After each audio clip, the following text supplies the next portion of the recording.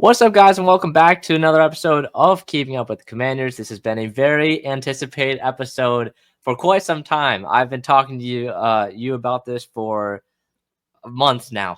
We've been waiting for this episode because today I have on my roommate and big time Eagles fan, Gerasimos Geravasiliou. Welcome to the show.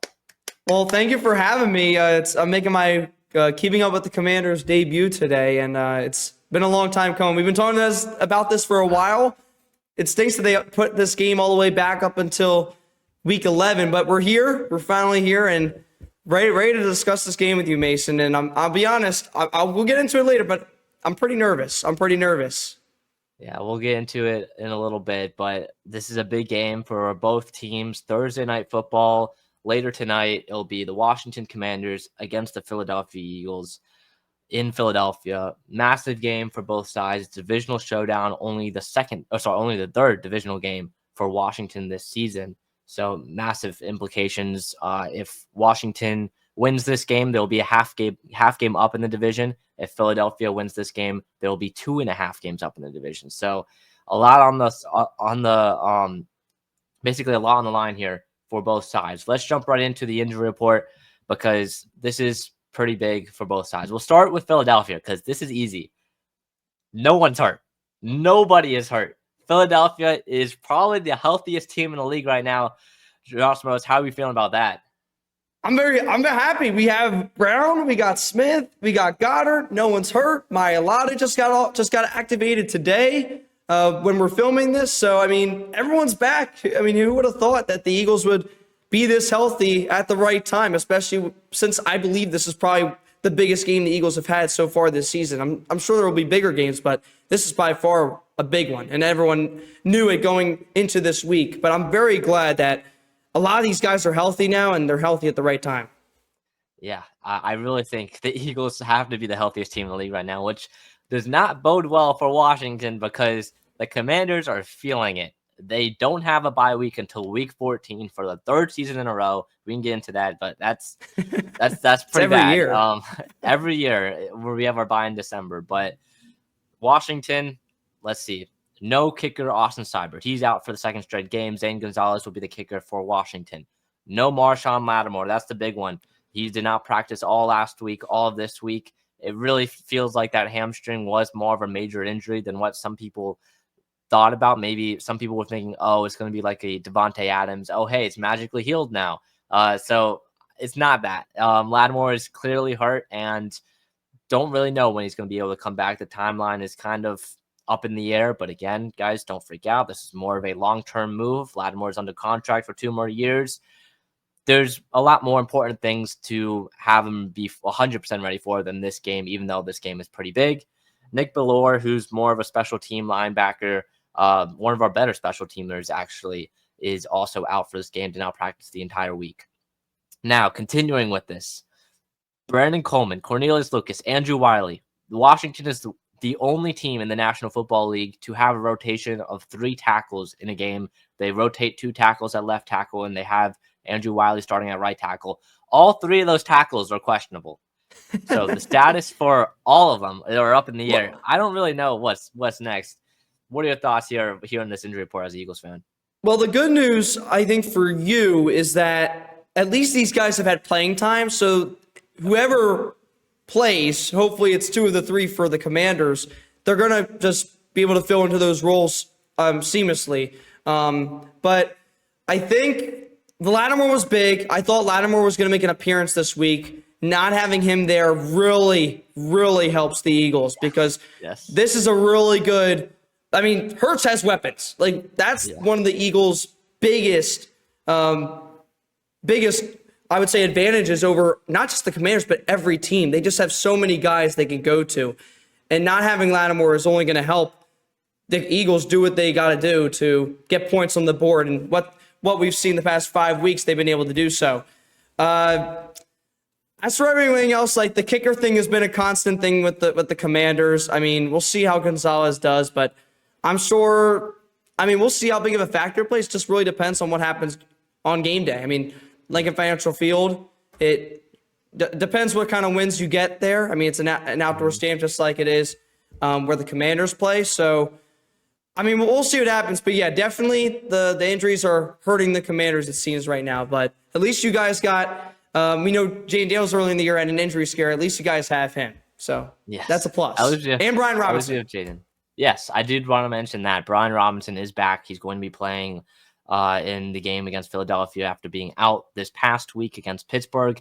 Definitely was a major loss, and you could really see it on the field for Washington. So Brian Robinson, he was limited Monday and Tuesday. He was a full participant in practice on Wednesday. Big news having him back because this team really struggled in that run game. The worst run game for or running offense for Washington so far this season by a wide margin. Averaged under 3 yards per game last week against Pittsburgh. So having a bruiser running back like Brian Robinson is, he can run it in between the tackles, up the middle, pick up 4 or 5 yards every time. That is massive for this offense overall. So now, who is he going to be running behind? I don't know because, again, our 3 tackles are all questionable. I do expect, I mean, they wouldn't have them all questionable and have all of them out. I do expect at least one of them to play, whether it be Coleman, Lucas, or Wiley. Wiley seems to be trending up just because he said he was kind of iffy to go. He was on the border of potentially going last week against Pittsburgh, ended up being shut down in pregame warmups. But so I expect Wiley to be able to go at right tackle, who's had a surprisingly good year this year for Washington. And then as far as Lucas and Coleman go, I mean, this is his 3rd different injury this season. He's had an injury in the preseason. He had an injury early on in the season, and then he now has a shoulder injury. So this guy's banged up. He's been playing the full game the last couple of weeks with Lucas out just because, I mean, I mentioned they kind of do this rotation where both of them kind of play half the game, and they both do a really good job at it. But the rookie now has been playing the full game, and he's kind of struggled a little bit because of it, especially last week against Pittsburgh was one of his worst games of his young career so far. So that's the injury report. Where you talked about Lattimore, big time loss there for Washington. That's kind of, in my opinion, the main storyline. No Lattimore for the Commanders, and also the Eagles are just super healthy, just because. So I'm just glad we got Mailata back again. Perfect timing. Perfect timing. Yes, that's really one of the key things of this game. It feels like it's perfect timing for the Eagles, and exactly not at the right time for Washington. So let's move on to the actual game itself. Now that we got that out of the way, so Commanders offense will start against the Eagles defense. Washington's offense has been a top 5 offense most of the season, actually been top 1, but they've kind of fallen off in recent weeks. They still remain in the top 5, but they're going up the best defense they faced so far this season in the Eagles. What has impressed you most about this Eagles defense so far this year? A lot has impressed me. Actually, I think the defense has impressed me more than the offense this season, Mason. I just love what Vic Fangio has done so far after the whole craziest we had last year with Sean Desai and oh my God, I'm blanking on the name. Patricia, right? Yeah, oh my God, Patricia. I can't even stand him. I can't believe they made that decision, but to have consistency this year at Vic Fangio, an experienced guy, really commanding the defense, it's gonna really help. And I think you know those too, but like I think rookie quarterback against an experienced DC is going to help. Yep. I mean, we'll talk about Jayden in a little bit, but like I think he could probably overcome it because I think Jayden Daniels is so good at what he does. But for the Eagles defense, to answer your question, what I've really been impressed with is the amount of young difference makers they have this year. Like Jalen Carter has been dominant on the defensive line, and Quinion Mitchell, like, dude, I'm being serious. Like he could be a defensive rookie of the year candidate. I think he is right now. He's been playing extremely well. He's allowed no touchdowns.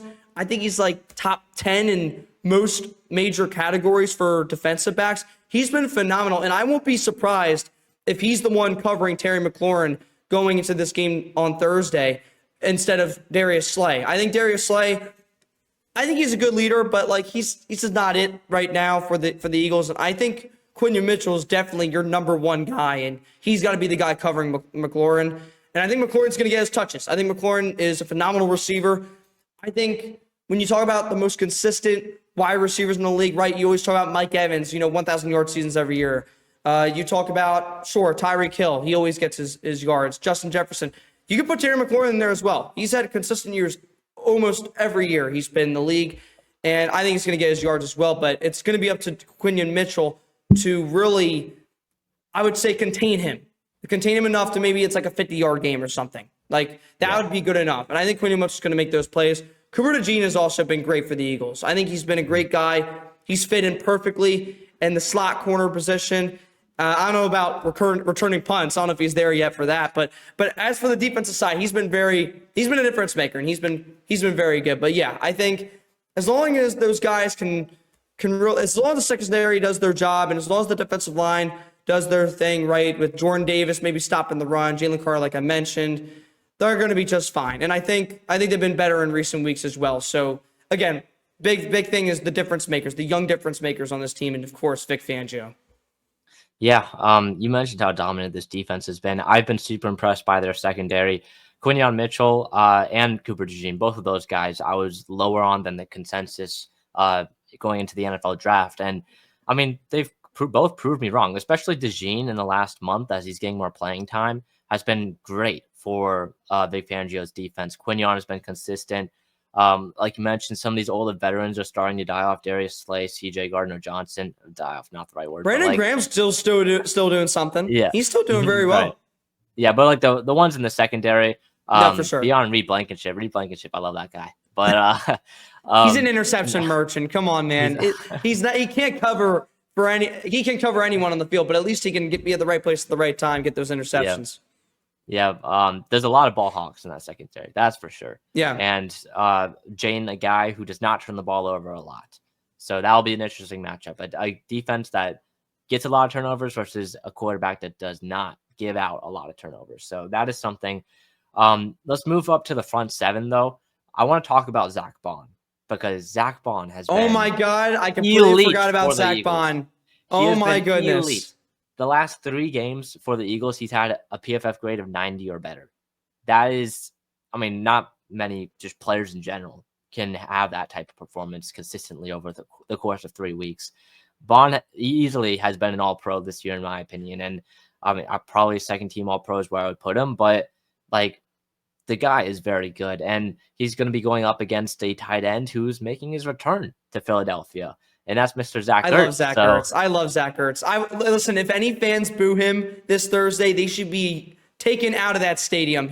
Zach Ertz has done great things for the team, great things for the city. I believe he still does things for the city of Philadelphia. So if anyone boos him, or if anyone's, not on his side or whatever, like, get out of here. I love Zach Ertz. He's the man, and he's probably the only guy I like on the Commanders this year. But I mean, listen, I have to touch on that. I completely overlooked that. Zach Bond has been phenomenal. Like, since week 1, ever since he had 15 tackles that game against the Packers, he's just been so good since then. And I think, I don't know if you mentioned this yet, but Nakobe Dean has also been very good. Now that he's finally healthy, but between him and Bond working together, I think this might be the best linebacker core the Eagles have had maybe since I've become a fan of this team. We've never had linebackers this good. Howie Roseman finally was able to do it, drafting Nakobe Dean, and of course, bringing in Zach Bond, who is Vic Fangio's guy. That's a guy that Vic Fangio wanted in the offseason, and it's paid dividends. I mean, he's been phenomenal, like you said. And Nakobe Dean, also very good. We don't win that game against Jacksonville if he's not in that spot to make the interception. Yeah, you mentioned the linebacker core. Like, they're even better than like the TJ Edwards, Kaiser White. And that was probably I love TJ Edwards, but like, Zach Bond's the guy right now. Mm-hmm. Yeah, Bond has been on a completely another level from a lot of other linebackers in the league. Let's go to the front four now. You mentioned guys like Jalen Carter, Jordan Davis getting work done on the inside. I'm pretty confident in the interior offensive line here with Allegretti, Biotish, and Cosme to get things done against Carter and Davis. Where I'm concerned is that edge rusher spot. You have Josh Sweat out there and Brandon Graham. I mean, they might not be the best edge rushers in the world, but they might be going up against me. I might be starting at left tackle. So that's the thing. Like, I don't know who's going to be playing. And even then, Coleman has been up and down this season. Lucas has been solid. Wiley has been okay. Probably good, I would say. But, I mean, that's where I'm really concerned, because in the last few weeks, we've kind of seen this Washington offense be figured out a little bit. Even though they're still putting up points, you've seen teams like New York, you've seen teams like Pittsburgh bring a ton of pressure on Washington. Even when they have a dominant front four that they usually don't bring pressure against, they're still bringing more than usual, and it is hitting home. And Jayden will get hit a lot in this game. How durable will he be coming off of that injury that you could really tell still limited him last week against Pittsburgh? What are your thoughts, and how confident are you on getting pressure here against Jayden Daniels? I'm confident in the interior defensive lineman. I do think Carter's going to get some. I think he's going to get to Jayden a few times. I do think so. Jordan's not the type to go for the quarterback. Yeah. And you know this too, Mason. He's there to stop the run. That's his big thing. He's just got to be able to get to Brian Robinson whenever he gets touches. Whenever he gets to whenever Austin Eckler's on the field, he's got to keep an eye on him. But I am not that confident in our edge rushers. All year I think it's been the biggest flaw in the Eagles defense. I think you'd agree. I honestly think Brandon Graham's our best edge rusher. And that's not a good thing. I mean, it's good that he's like still producing at this age. And this is probably his last season as a Philadelphia Eagle, which will be a topic for a later time. But I think Josh Sweat, once in a while, he'll make something happen. Bryce Huff, don't even get me started with him. He's done nothing this year. What a waste of a signing. But yeah, I'm not that confident in the edge rushers right now. This is a game where Hassan Reddick would have been great to have on the team. But yeah, I think again, like you said, I know that there's going to be a lot of questionable. There's a lot of question marks going into the game when it comes to who's going to be outside tackle for the Commanders. But I'm just hoping that Davis and Carter just do their thing, because I don't have too much trust in the edge rushers for the Eagles. Yeah, it'll definitely be interesting to watch this side of the ball. One of the best offenses in the league going up against one of the best defenses. Let's flip sides of the ball now. Let's go Eagles offense against the Commanders defense. I want to start talking about number 83 and in green. Can we talk about 83 in green, please? What is? Listen, it's the Commanders podcast, so you go for it. Number 83, Jahan Dotson, as of course playing against his former team in the Washington Commanders this week. It'll be interesting to see how much he gets used in this game. I wouldn't be surprised if he scores his first touchdown as an Eagle. I was just thinking that, Mason. Like, what if I think that this would be the game where he gets 100 yards. Yeah. I don't know if he gets 100 yards, but I could definitely see him like making some crazy catch on third down or whatever to pick up a first. And just the Washington Twitter timeline just being like, are you kidding me? This guy hasn't done anything this entire season. Now, the other week, he had a pretty good catch. The other week, he did. He did. It wasn't last week. It was 2 weeks ago, I believe. Yeah, no, but that was like his only good catch of the season. Like, I wouldn't. Yes. Yeah, but still, Jahan has been mostly a non-factor for the Eagles offense, but again, there are bigger problems to worry about with this Eagles offense. We'll start, I guess, in the backfield, number 26, because that guy, I've been telling you this. There's been one guy on the Eagles offense through these years that scared me the most, and that is A.J. Brown. Now there's two, and that you better add him well. Because not only because he's a really great running back. I've known that for a while. I knew that when they signed him. It's because of how bad this run defense has been for Washington the last few weeks. It has been one of the worst in the league. They rank, let me find it. In rushing EPA, they rank 27th. Rushing success rate, they rank 25th. So this is a bad, overall, this is a bad Washington defense, but especially in the run. We've seen ever since Jonathan Allen went down with his season-ending injury, Johnny Newton has come in and he's done a solid job beyond, of course, the one play. But again, that kind of gets overlooked because he had a great game last week against Pittsburgh. But he still isn't a great run stopper yet on the inside, especially at three techs. So especially at nose tackle, actually, which is he's mostly been playing. So I'm expecting a big game from Saquon Barkley. Now, how much will Nick Sirianni and Kellen Moore give him the ball is the question. That is a good question. And if I'm Kellen Moore and Mr. Sirianni, who, again, I know, don't let this record fool you guys. I'm still not happy with Mr. Nick Sirianni. I don't know if he's still the guy, but right now it's looking okay. So maybe right now I'll lessen my complaints, but Sirianni's still on the hot seat if you ask me. But anyways, with with Saquon Barkley, you got to give him touches. I think that's the way you set the tempo of the game. That's the way you get this team rolling is through Saquon Barkley, especially against a team that doesn't really know how to stop.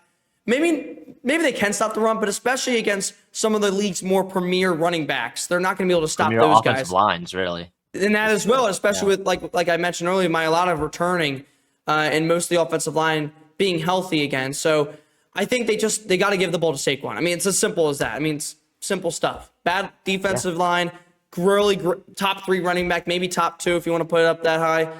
Give him the ball. Let him do his thing. Let him hurdle over people backwards and let him score touchdowns because Saquon Barkley's done miracle things this year, and I think he's going to continue it for the rest of the year, especially in this game. Yeah. I mean, Saquon, I expect him to be in for a big game. I expect Sirianni and Moore to give him the ball early.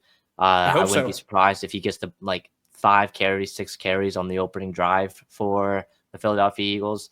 The question is where I'm more concerned is in the third quarter, if it's a close game, I don't want to see if I'm an Eagles fan, which I'm not, but I don't want to see 3 straight incompletions or 1 short pass and a couple of screens, and that's just a waste of a drive, right? In my opinion, you got to give Saquon the ball every drive, at least once or at least twice, really. You got to give it to him on those early downs. You have to. On the early downs, yeah. Too many times we've seen this year where I feel like they feel like they're a passing offense, but every team's a passing offense, but especially when you have a guy like Saquon, the offense has to start through him, and then you can do your Hurts throws deep the Brown plays. We know that's going to happen this game. And Smith's obviously going to be a factor, Goddard, and even Saquon out of the backfield. I'm sure he'll get involved with some receptions, but yeah, that you have to start with Saquon, and then you can find your guys through the air. Yeah, and it's not only Saquon in that backfield too. I mean, we got to talk about number 1 under center because this Eagles rushing offense ranked 5th in rushing EPA, ranked 8th in rushing success rate. Very good rushing offense. And it's not just because of Saquon, but because of Jalen Hurts as well. Now, the thing with Hurts is I think Washington can do a good job of limiting his scrambling because they've done it so far this season going up against scrambling quarterbacks like guys like Kyler Murray. And so I think for the most part, it'll be fine against Jalen Hurts. I don't see him running out and just picking up the easy 8-9 yards for a first down. Also, because we have a future Hall of Fame linebacker at middle linebacker, going to be playing spy for the most part. So, and we also have Frankie Louvu too, who's going to be maybe an All-Pro player. So, I'm feeling confident in terms of stopping Jalen Hurts' run game. Now, that's of course excluding the tush push or whatever, but you could tush push the entire game and you'll pick it up every time because we have nobody in that middle part. Well, last year the Commanders were able to do something with it, but I don't know. Yeah, we'll see about this 93. Year. We had Jonathan Allen. We have an undersized defensive tackle in Johnny Newton and Deron Payne, which he's had a good year for the most part, but you don't really have a designated nose tackle that is going to be able to stop that. So we'll see how that goes. That'll be interesting. And I know when they pull it out early on for the first time, it's going to be my heart's just going to sink really. But you know what's going, what's coming, and you know what's going to happen. Yes. Yeah. All right. But any other thoughts on the run game going up against Washington before we talked about the pass? Well, I mean, I will say this. Last year, Hurts, or maybe 2 years ago, I'll go back. Hurts was, he ran a lot. He had over 700 rushing yards that year in his MVP caliber year, if you want to call it that. Last year, he was kind of more hesitant, kind of gave up a lot on plays. This year, he's kind of started to pick it back up. So I would definitely be attentive to that. He is going to, if he has those opportunities, he is going to take them, unlike last year. And he's fared quite well doing those, or running out of the pocket every now and then. And he does tend to run, even when he throws through the air, he tends to run to his right, run to his left. It's going to be hard for the Commanders' defensive linemen to really get a hold of him because he's pretty good at being mobile. He's pretty good at getting away from those guys. Yeah. Yeah, that's pretty much the run. Let's flip to the pass now because a unit that I think is not getting talked about enough is the Commanders' pass rush because since week 5, this team has been a top 10 pass rushing unit. since week 5, really. The Commanders ranked 27th in defensive pressure from weeks 1 through 4, and then they have ranked 3rd in defensive pressure since week 5 to week 10. A big part of that is because of number 6, Dante Fowler, who's having a breakout season this year for the Washington Commanders. 8.5 sacks on the year, 3rd in the league. Only Trey Hendrickson and TJ Watt, I believe, is the other. I think you're right. Pull it up. Yeah. Trey Hendrickson and someone else are above him. But, I mean, this pass rush, does it scare you at all? Or not really? I mean, listen, they're gonna get to Hurts at some point. I have seen your praise for Flower on Twitter and here and there, or X, on or whatever. But yes, I have been paying attention to what he's been up to, and I think really I understand, like, this pass rush has been pretty good, but I'm gonna go and I'm more confident in the Eagles' offensive line here. I don't know what the best offensive line that the Commanders have played against this year, or what that offensive line was, but I feel like this one is probably one of the better ones that this team has gone up against, because the Eagles, listen, I know they lost Jason Kelce and I'm blanking on another name, but or they moved Kurt Jurgens inside, so they brought in Mekhi Becton. But even Mekhi Becton's been really good, because, I mean, Jeff Stoutland has just done his thing. I mean, he's done his thing as the offensive line coach. So, yeah, I think we're going to be fine. I think the Eagles are going to be fine. I don't know if Becton's been that great, but I still get your point. The Eagles' offensive line is definitely one of the better ones that Washington has faced this season. It was actually Dexter Lawrence, by the way, not TJ Watt. So I got that mixed up. Well, that makes total sense. He's phenomenal. Yeah. He's been unreal year from him. But no, this pass rush, I want to see more from Dorrance Armstrong. He's been quiet the last few weeks. I know he's been getting back from an injury, but I want to see more from him. Again, no Javonte Jean-Baptiste. He still remains on injured reserve, the rookie 7th round pick.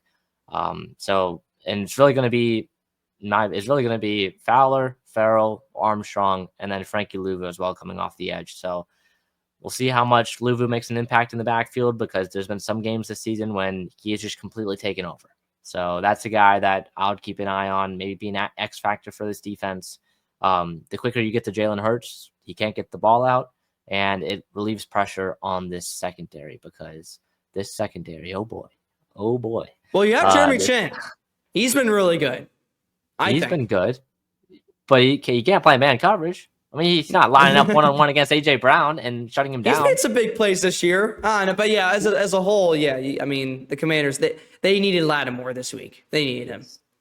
Yeah, they needed him very, very badly, because A.J. Brown and Devontae Smith, both of them on pace for 1,000 yards again. But they're going up against Benjamin St-Juste and 5'10", 200-pound corner in Mike Sanders still on the outside, who's been great for Washington, but he's not playing his primary position. And if you're lining him up against, how tall is A.J. Brown? 6'3". He's a big guy. He's a big guy. He's a big guy. And so you're not lining Sanders still up against A.J. Brown. 6'1". Okay. Yeah. Well, he's shorter than I thought, but still big guy. Still a very big guy, and you're not lining him up. It's going to be St-Juste against A.J. Brown. Now, Eagles fans, don't even talk about Emmanuel Forbes. He's not going to be playing in this one. All right, this guy has not played for the last month and a half. You remember what happened last year? I think A.J. Brown caused him to have, I don't know what was going on there on the sideline, like a nightmare. Yes. Everyone knows what happened last year with Emmanuel Forbes, but Forbes will not be playing in this one at all. That's a bummer. I think the 2024 Forbes version will be Benjamin St-Juste. We'll see if he can have a bounce back game from the entire season, really. It's not just from last week, like a bounce back for the entire season. He's had his moments. No. I thought so. No. He has been one of the worst starting corners in the entire league. It is not even close. He has been atrocious, really. I don't want to keep on hanging on him, but it's not good. It's not good. So yeah, if this pass rush can get home to Jalen Hurts, and the linebackers as well, and just relieve the pressure off of the secondary, because this secondary for some reason loves to play very soft coverage, and then they somehow still get burned. Don't know how that works, but You play soft coverage. You're lined up 10 yards off the line of scrimmage, and he's still going to get burned on a 9 route. Like, I don't really know how that works, but that's how the secondary has been. Hopefully we can see some guys step up. We're gonna need definitely multiple turnovers in this one, I feel like, to win this game. Because if this offense continues to kind of be on the decline, they if they're able to easily capitalize off some turnovers, that'd be pretty cool. So yeah. Any other thoughts on Eagles offense against the Commanders defense? I mean, the Eagles offense could, have some issues. I think they turn the ball over quite often, as you know. I mean, Yes. Besides last game against Dallas, I think Hurts went 3 or 4 straight games without a turnover, which was huge. And then it kind of came back last week, even though they went up against a Cowboys team that we know is a disaster class right now. But I think that could go back to haunt them. I think I'm worried about, I think Hurts is gonna have a good game on Thursday. I'm just worried that he's gonna make that one mistake that just kills it. Like he throws a random meatball in the middle of the field to Bobby Wagner or something, or he tries to escape from Dante Fowler and it's a fumble, something like that. Like I'm really hoping that doesn't happen. But for the most part, I'm very confident that Jalen Hurts can get the job done on Thursday against Washington. Yeah. All right. Let's flip to our final thoughts. Score prediction. Go. Oh man, I'll be honest. Yes, the past few weeks, I've been nervous about this matchup, but the injuries that I've seen is in the Eagles' favor. It's very. I'll be honest, like an hour ago, oh man, I'm so torn. I think, all right, you know what? I'm going to say it. I think the Commanders are still going to win. I think it's going to be 27-24 Commanders, and I'm going to say why, okay? Say why, please. I cannot emphasize enough how worried I am to go up against Jayden Daniels. He's made big play after big play this season, and I know the Eagles have a great defense, but they've had a great stretch of games, and they're due for a horrible game. And the Eagles are coming off 5 straight wins, and things are just not lining up, right? The Eagles are not normally supposed to be this dominant, and I just feel like, at the link, in prime time, against a team that you're supposed to beat in the Washington Commanders, it just feels like it's gonna be a letdown game. I have a bad feeling. I do think it's a close game, no matter who wins, but I have the edge going to Washington. I think Jayden Daniels makes the big plays, and I honestly think a big turnover occurs sometime in the third or fourth quarter in Washington's favor. But yeah, I'm gonna go with the Commanders 27-24. Obviously, I hope I'm wrong. I hope the Eagles destroy them because I don't want to see you happy on Thursday night, but I do think the Commanders. And plus, the Commanders are coming off a loss. Like they want to win. They want to get on back in the winning column. So that's just my take. I will say, in the Dan Quinn era, Washington has won every game after a loss. Now that does not. It basically just means they haven't lost 2 in a row. But yeah, more the reason why my prediction has some worth. They also only have 3 losses. That's the thing. But yeah. So this will be an interesting one. We're both going to come on here. You're supporting the Eagles. I'm supporting the Commanders. We're both going to pick against our teams. I'm going Eagles 28, Commanders 20. Oh, wow. It is going to be a very tough matchup for Washington in this one. I'm not saying Washington is a bad team. I'm not saying eventually Washington can't compete with teams like the Eagles or some of the top teams. But man, this team is beaten up right now. It needs a bye week very badly. Everything is lining up for them to lose this game. And I think they do. Maybe it's not like it's being over exaggerated a little bit, and some people are picking like multiple scores. But the offense is on the decline right now. Cliff has not been cooking recently. Even though I know people say, "Oh, we put up 27 points last week." Well, we got the ball at the 15-yard line one time because the Steelers went for a fake punt at their own 15. So like that was one of the things. That's basically a free touchdown.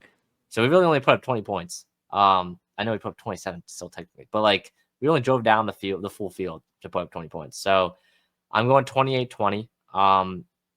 it'll be a tough one. I could see the secondary getting cooked pretty easily from AJ Brown and Devontae Smith. There will be one or two instances where they catch like a 35-yard touchdown and the link's going crazy. And I mean, I'm confident in this team that's going to be able to rebound, but like they need a bye week very badly right now. And I mean, they'll get a mini bye week because they'll get the weekend off after this game, but it'd be awesome to finish this with a win for sure. It'd be I feel like this means a lot more for Washington if they win this game versus if they lose. If they lose, it's whatever. The team gets healthier. You come back and you're still a very good team and you're going to make the playoffs and you're going to be very competitive and maybe even make a run. If you win this game, I'm like, damn, this is like a completely different team going up against one of the hottest teams in the league, and you're able to win without some of your key players on both sides of the ball. So with that being said, yeah, 2020 Eagles winning this one. Gerasimos, before we wrap up here, where can people find your stuff? I think oh man, this is gonna be a big game. This is gonna be a big game tomorrow. I'm excited though. It's a big matchup. This is probably the first time in a long time that Eagles Commanders finally had some fuel to it, and I'm glad that we're finally getting back into this. It's probably the best Commanders team I've ever seen in like my 10, 12 years as a pure Eagles fan. So very excited to see what goes down. But yeah, I mean, listen, Jayden Daniels, I think that's the guy that's going to help you guys win if you guys do win. All right, well, thank you guys for watching or listening to another episode of Keeping Up with Commanders. See you guys next one. Peace.